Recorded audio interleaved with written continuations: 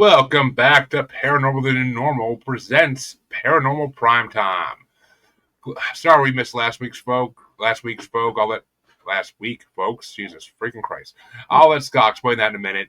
After I get my tongue untwisted here. But we are back once again to discuss two episodes of everybody's favorite paranormal show, Supernatural. And how you doing this week, Malachi? Doing pretty good. How about you? Surviving the heat, man. Surviving the heat. Had to put the freaking ACs in today. How was the vacation? Vacation was enjoyable. Got nice to actually get away for a weekend for the first time in years. So very enjoyable. And what's going on, Rena? Glad to see you watching. But shit, let's jump right into this because I missed this last week. I really did. I missed watching Supernatural for a fucking week. I like that hurt. That hurt. I was like, oh shit. But Scott, as always, your episode's up first. So what you got? Well, and like we said, I was ready as a Freddy last week. Been 2 weeks since I fucking watched these episodes, so I don't remember shit. Too many beer 30s since then. And my notes don't make a whole fucking lot of sense either. I got crazy hooker, touched by an angel. We'll see how this goes. But we're starting off Supernatural Season 2, Episode 13, Houses of the Holy. And this one was written by Sierra Gamble, which is writing a lot of them, and directed by Kim Manners. I think we've seen her before. But we're in Providence. Kim Manners is an executive producer on the show. Okay. So is this the first one she's written, or we just see the name pop up a lot? I really don't think so, no. So we're starting off in Providence, Rhode Island, and there's this poor goth bitch in her apartment, and she's, sad cat lady eating fucking ramen or whatever the hell she's eating. And she sees these fucking lights flicker. At the same time, she sees a fucking pastor on the TV. And then the lights are through the closet. Crazy shit happens. We cut to Sam is like perving on that girl Gloria from a couple episodes, who is now in an insane asylum. Dean replies, "Cuckoo for Cocoa Puffs." See, I don't fucking really remember. So the goth bitch stabs a dude through the heart and says it's God's will and that an angel made her do it. She waited for a sign. Guilt. None of this makes sense. Cut to Dean sitting in a hotel room with the bed vibrator and a flip phone and a radio, talking about the magic fingers. Hiding because he's a bank robber. That's right. Okay, I remember this. So Dean's hiding out in the fucking the hotel room. He can't really leave right now because they found out he was alive, and he was the bank robber from the last episode or two ago. Gotta love the continuity. This is where we get into crazy hooker touched by an angel. I don't know what the fuck I saw to remind me of that. But I guess we go into Carl Gully. No dirt church goer. And then it's Dean and Sam talking about angels, and fucking Sam's acting like he believes in angels. Dean says there's no such thing as an angel, and Sam says we see 10 times more lore for angels than any of the things we fucking fight. And then Dean comes back with, yeah, unicorns as well, asshole. But I ain't see a unicorn flying over silver moonbeams with rainbows flying out their ass. So Sam might believe in unicorns as well. I don't know. To be determined. Dean goes into how he just believes in what he sees, and then Sam comes back with like, we see a bunch of shit nobody believes in, and that shit still works, right? So they're checking the hooker's house, and there's no sulfur, there's no EMF, and there is a sign by Carl Gully at the door. And then there's a mention of take your Christmas decorations down before New Year's, which I thought was very out of key. Like, you don't have to have your Christmas shit down before New Year's. What I got? They found a cellar, the deepest foundations, and then there's a shitty flash of light again, I guess. Weird dude thesis cannabis mag. I have no idea what the fuck that means. Shit goes crazy, and I guess there's a dude that looks like my brother. Are you guys with me tonight? I think I'm doing a good job of explaining that. So they got this dude that apparently looks like my brother, and he says, "My name is Zach."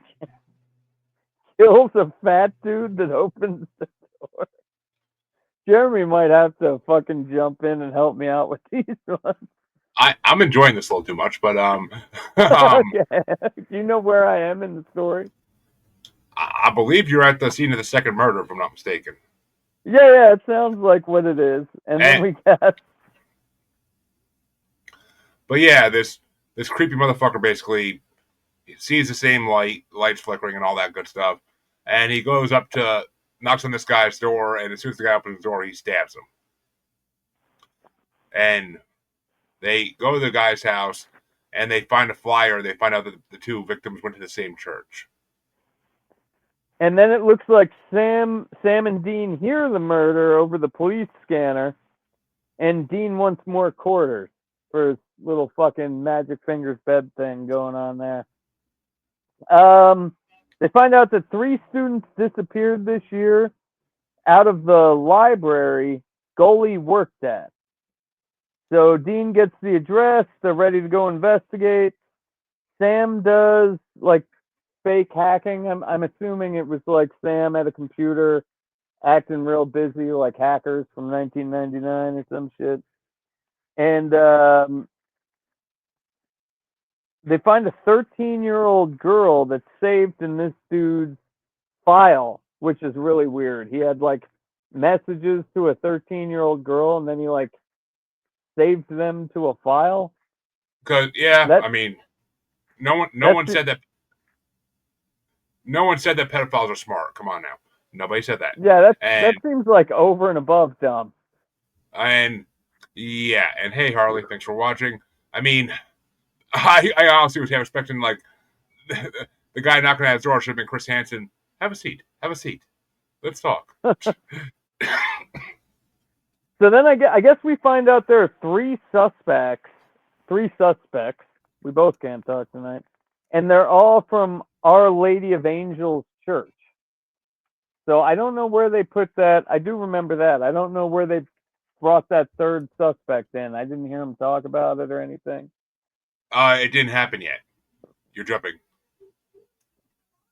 So I'm jumping far because all the victims were parishioners. Yeah, and well, oh, okay. I think actually, yeah, the Father Reynolds tells them I think there was 3 altogether. They just didn't know about the first one like a long time. Well, actually, no. The first victim was the original father of the church who got shot on the stairs of the church. That's Oh what the yeah, father. that's That's what the coming up. father tells them. Father Gregory Vigil was shot for his car keys. I got Yep. that there. And I guess he was praying for deliverance or some shit. He was a devoted Yeah. priest, dies by a violent death. Sam goes on with his holy stuff.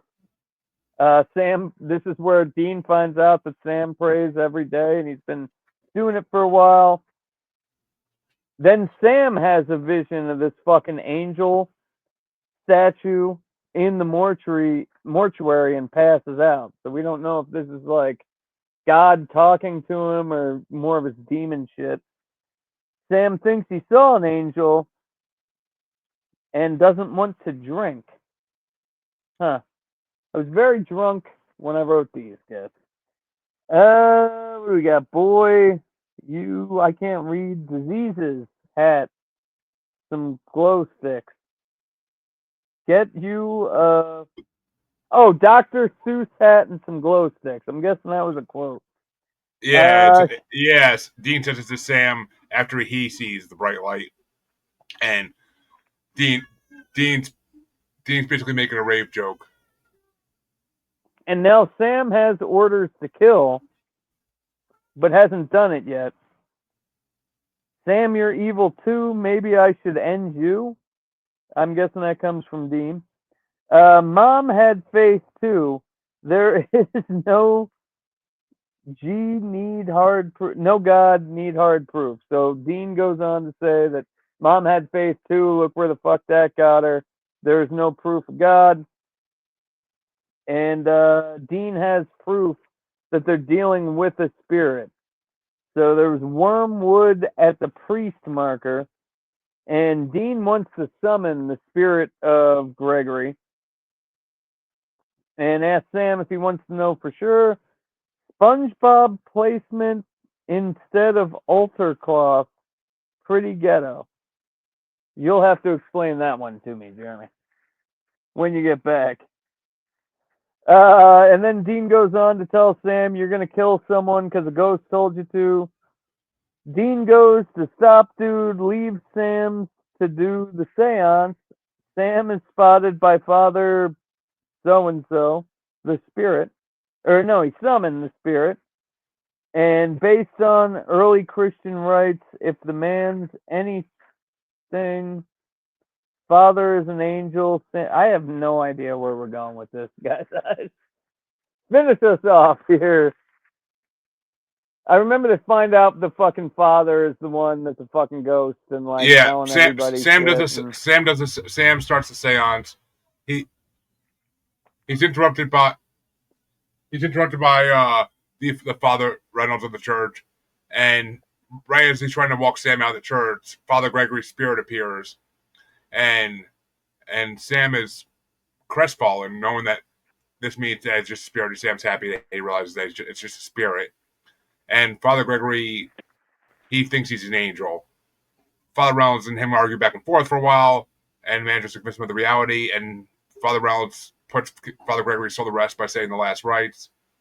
Meanwhile, Dean is still following the guy that Sam identified as the bad guy that he was supposed to kill, and he stops him as he attempts to attack and essay a young woman.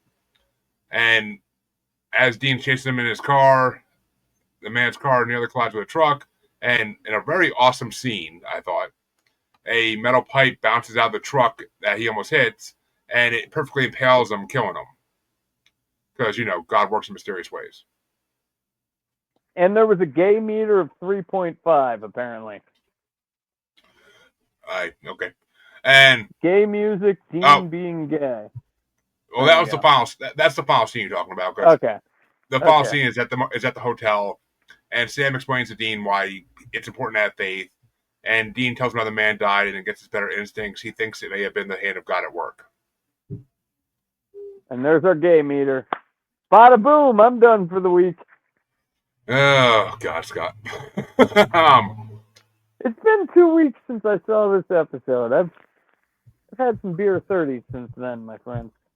But we did have. There's one fact in this episode that was really cool that we never knew before, and that's when Dean tells Sam that their mother used to tell him every night that angels were watching over him, and that those were actually her last words to him before she died in the first episode. But and other than that, this episode didn't really have many. It didn't have any firsts. It didn't have really anything. It was just a good monster. I remember I thought it was like a mid episode too. I didn't think it was the greatest. It wasn't the greatest, but it was a good monster of the week episode, basically. But what would you rate it? Yeah, that's what I'm saying. Like maybe a 3. Yeah, I'll agree. Three is pretty decent for it. Yeah, we'll give it a 3. Well, I guess we'll go to my episode then, since I actually watched my episode last night and this morning, so I have a little more recollection than some people. But mine is season 2, episode 14. And it's called Born Under a Bad Sign, and it's written by Catherine Humphris and directed by J. Miller Tobin. And basically, in the opening, we see Dean standing underneath a bridge on the phone with Ellen, asking her if she's heard from Sam. He's been trying to reach Sam on his phone, and all he's getting is voicemail. He doesn't know where Sam went or why he left, and Sam finally calls him back in a panic after getting him to finally talk. Dean floors the Impala and drives to a motel Sam's been staying at in Twin Lakes. Dean arrives to find Sam covered in blood. He's first terrified that Sammy got hurt, but Sam doesn't remember anything. It's a complete amnesia moment. And apparently, after doing some investigating, Dean finds out that he checked in 2 days ago under the name Richard Sambora, which I love that. This is where it starts to get good in the storyline, too. Yep. So. And apparently, he's been quiet in his room and no one knows anything unusual. But the last thing Sam remembers is the two of them at the motel in West Texas over a week ago going out to grab burgers. The next thing he knew, he was here. He doesn't know how he got there. He feels like he's been asleep for months, he says. They decide to try to find where Sam has been, and Dean tells him that the manager saw him leave the room yesterday afternoon but didn't return.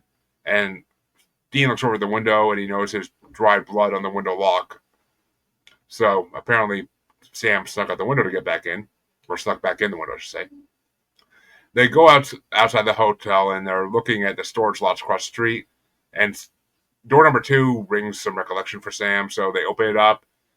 They try opening it up, but it's locked. Sam pulls a key out of his jacket pocket, mysteriously, and they open it to find a Volkswagen Beetle with blood in the steering wheel. In the back seat, they find a knife covered in sticky blood, along with a pack of cigarettes on the floor, which Dean gives Sam shit for, because he's like, "You're smoking menthols now?" But, well, speaking of which, Sam reaches into his pocket yet again, which, why wouldn't you freaking check your pockets when all this started? Jesus Christ, that pissed me off. But Sam reaches into his pocket again and finds a receipt from a gas station a couple towns over. They go to the gas station, and as soon as they walk inside, the cashier's like, tells Sam, like, "Get out, I'm calling the cops." And he said that, and when Dean starts questioning, he said that Sam came in yesterday drunk as a skunk, grabbed a 40 from the fridge, started chugging, and also snagged 2 packs of cigarettes and smoking like a chimney. Which, as we all know, that's not Sam. But Dean pays the guy for like the beer and the smokes to get him to talk, and he asks when Sam left, where did he go? The guy tells him that he went north up Route 71.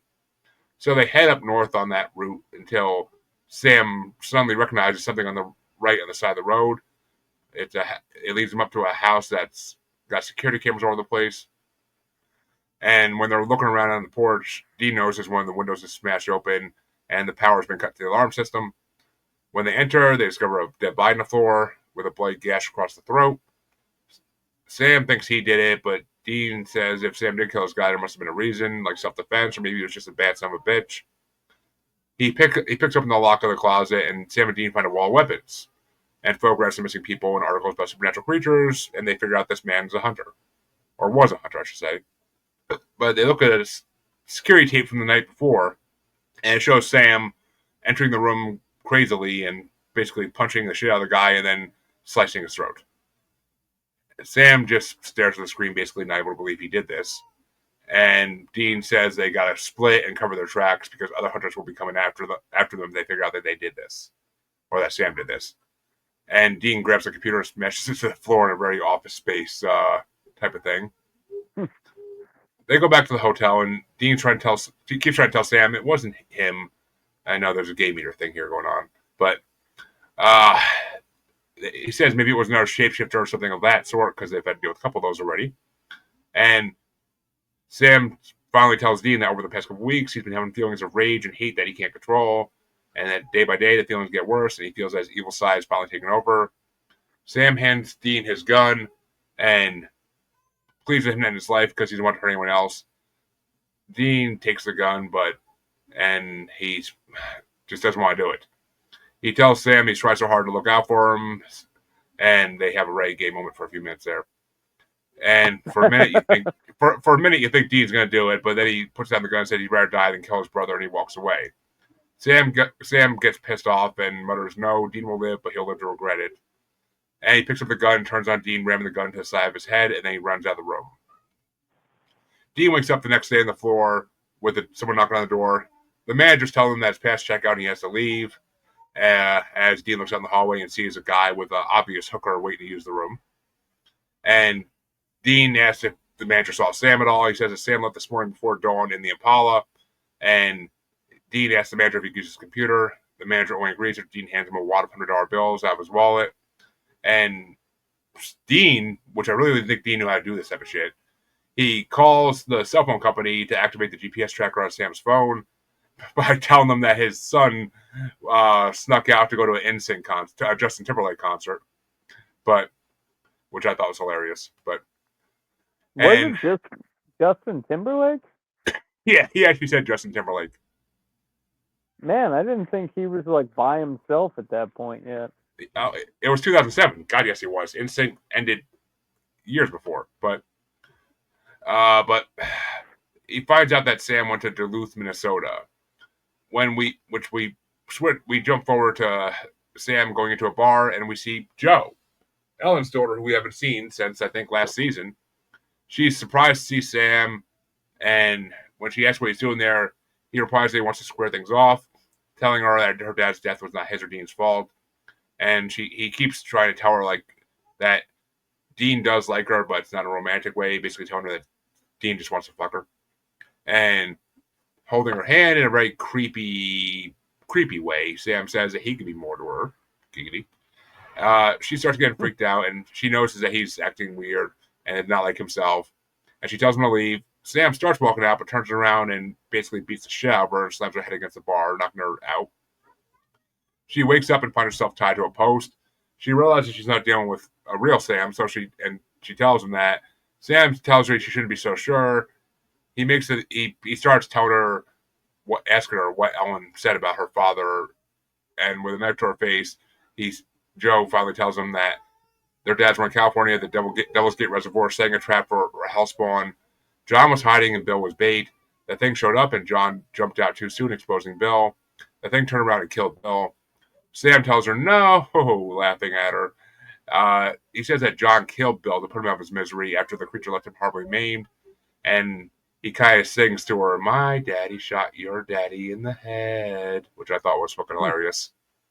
She's horrified, and they ask Sam, like, "Why are you doing this to me?" And he replies, "Like daddy, like daughter, you're bait," and then he puts a gag in her mouth.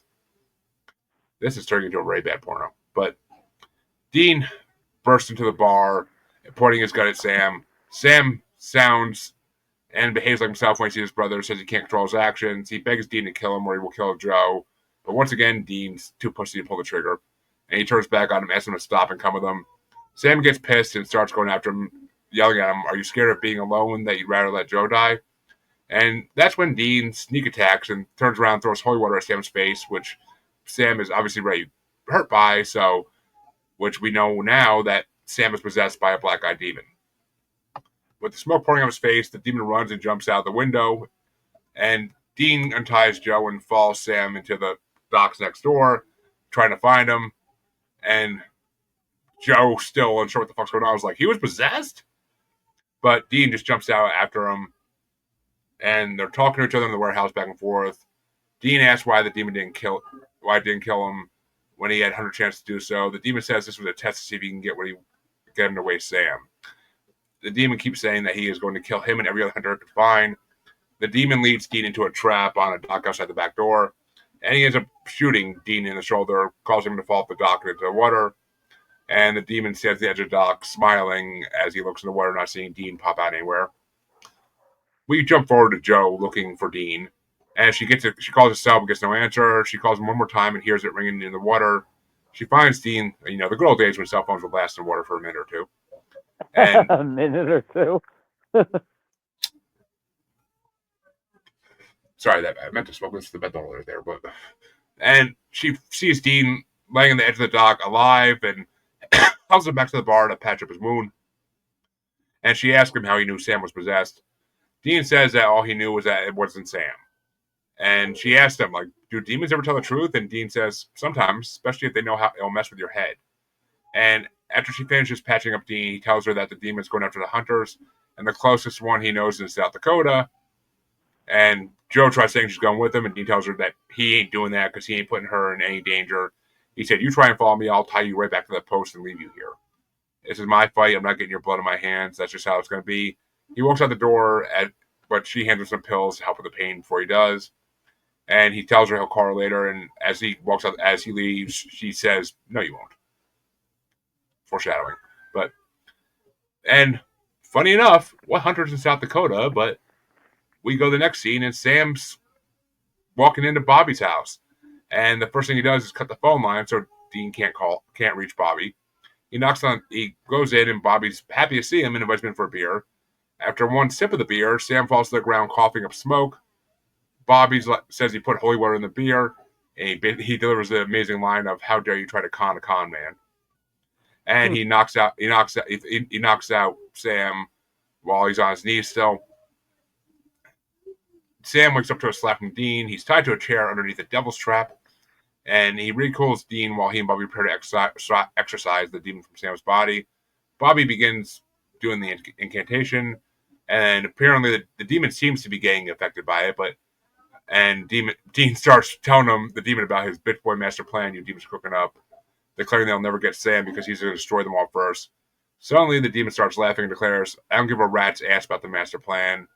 And the demon starts incanting, which is a new thing in the show. That's a first. Does that come And back in later? I don't know. I honestly don't think so, but I could be wrong. Yeah. But the fireplace lights up, and it seems that the demon is no longer affected by the exorcism. And Bobby looks at Sam's right arm and sees a symbol and recognizes it as a binding link. It's a lock the demon used to trap itself inside Sam's body. The demon continues to incantate until the ceiling cracks into the devil's trap, releasing him from the trap. And the demon then starts to fight Bobby and Dean. He launches them across the room, knocks out Bobby for a second, and the demon starts beating the shit out of Dean.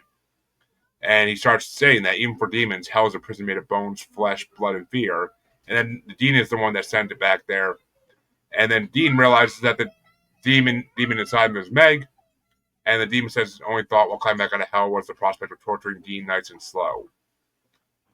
Some foreshadowing there too, but we'll get to that in a few seasons. But he basically continues to verbally abuse the shit out of Dean, declaring him the most useless member of the family. And he, does like a nice little thumb into the bullet hole, because why not? And as the demon's getting ready to throw another punch at Dean, Bobby comes up behind it with a red hot metal rod and burns a gap in the binding link on Sam's arm. The demon then immediately leaves the body, and the black demon smoke goes on its way back to hell through the flames of the fireplace. Sam and Dean sit in the room recovering from the battle after, because it's the funniest part of the fucking episode. Because Sam comes to, he's like, "Hey, what'd I miss?" And Dean just fucking knocks him in the face a couple times. But Bobby lets him know that the hunter Steve Wandell was found murdered in his own house. Bobby obviously knows what happened, but he asks the two if they might happen to know anything about it. Sam starts to basically admit to it, but Dean just tells him they never heard of the guy. And Bobby says, "Good, keep it that way." And he tells him that a few Steve spies are looking for someone or something to string up over it, and that they won't slow down and listen to reason.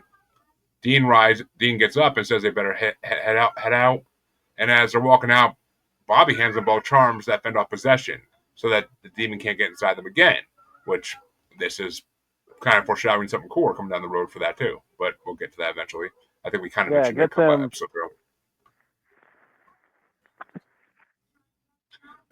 And in the final scene, we see them driving down the road in the Impala, and Sam tells Dean that he was awake for some bit. He saw Steve die and was confused why Dean would not kill him, even when he almost killed Joe.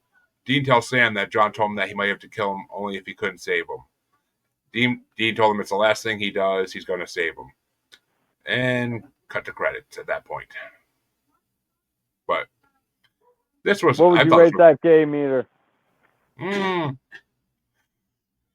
I'll say it's not gay. It's about brothers protecting each other, like, from evil. I don't think that's gay. I think that's brotherly. I mean, that's what you're supposed to do. So... Yeah, but you're supposed to give your brother some shit. I mean, some of the... I'd maybe give it a 1 on the gay meter. It didn't get too bad. It's not like they're crying each other holding. It's not like they're crying holding each other or some shit. But that's coming soon. But I mean, we did get to find out how Joe's Joe's father and Ellen's husband finally died. We did find that out finally because the demon was telling the truth about that. We're meant to believe, but and apparently this is the name of this episode was a reference to a blues song of the same name, and it's the first time we see Sam possessed by any supernatural creature, and do they? I think. Yeah, I don't know. Once we get into Kane and shit, yeah, I don't know. Maybe it that's a does long way happen off. again. That's a long Yeah, way off. But I was just thinking about them getting possessed again. I think, yeah, there might be some and shit in if the you future. catch it when they're after Sam gets rid of the demon and he says, "Did I miss anything?" Before Dean hits him, there's blood all over his face, but after he hits him, there's no blood on his face. So that was a error in shooting for the show. Maybe he But wipes it off real quick. Come on, they're all clean shaven. but yeah,